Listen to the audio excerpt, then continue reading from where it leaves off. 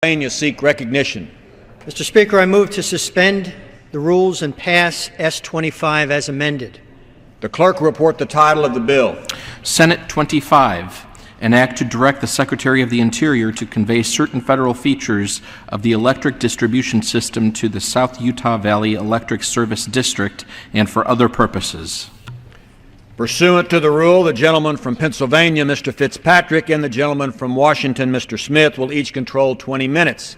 The chair recognizes the gentleman from Pennsylvania. Mr. Speaker, I ask unanimous consent that all members may have 5 legislative days in which to revise and extend their remarks and insert extraneous material on the bill under consideration. Without objection, so ordered.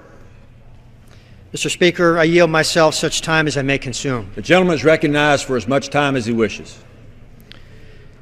Mr. Speaker, President Washington once said, "The willingness with which our young people are likely to serve in any war, no matter how justified, shall be directly proportional to how they perceive veterans of earlier wars were appreciated by our nation."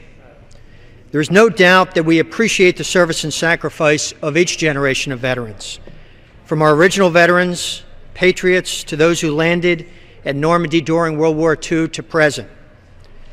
We as Americans and as lawmakers are forever in debt to the dedication of our military men and women who bore the pain of battle, physically and emotionally. And while we stand here in this chamber each day and pledge our allegiance to the American flag that they defend, while we're able to act as a democratic body freely elected by the people thanks to their sacrifices, sometimes simple appreciation isn't enough. We have a chance today to treat our veterans with the honor they deserve by ensuring that they are fully compensated for their service during retirement, while also addressing other concerns facing our nation. Today we will take up the legislation under consideration to ensure that all servicemen and women who are enlisted prior to January 1st of this year will receive the full cost of living adjustments in retirement before and after the age of 62. Furthermore, this bill also ensures our seniors will have access to the health care services they depend on through Medicare.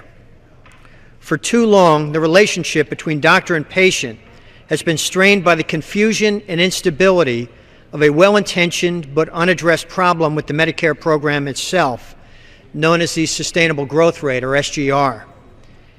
A component of this legislation works to ensure that seniors are able to receive the care they depend on from the physicians who know them, while also guaranteeing that those physicians are fairly compensated by Medicare through a fund until long-term reform of the SGR is achieved this spring.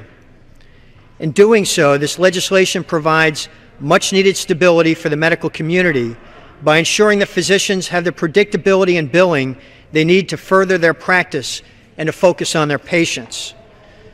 By taking up and passing this legislation in bipartisan fashion, we can address areas of critical concern while working together to make sure we are also being fiscally responsible.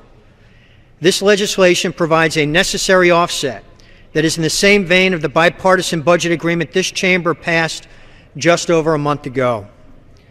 The American people expect us to make the tough decisions that help them in their daily lives, be it in the military veteran looking to secure his retirement after a lifetime of duty and commitment, to the senior making sure their next doctor's visit is free from any undue stress, or ensuring that physicians can further their passion of serving their community.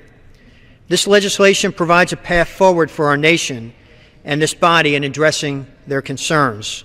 I urge full bipartisan support of this legislation and encourage the whole House to consider the important needs that the bill addresses.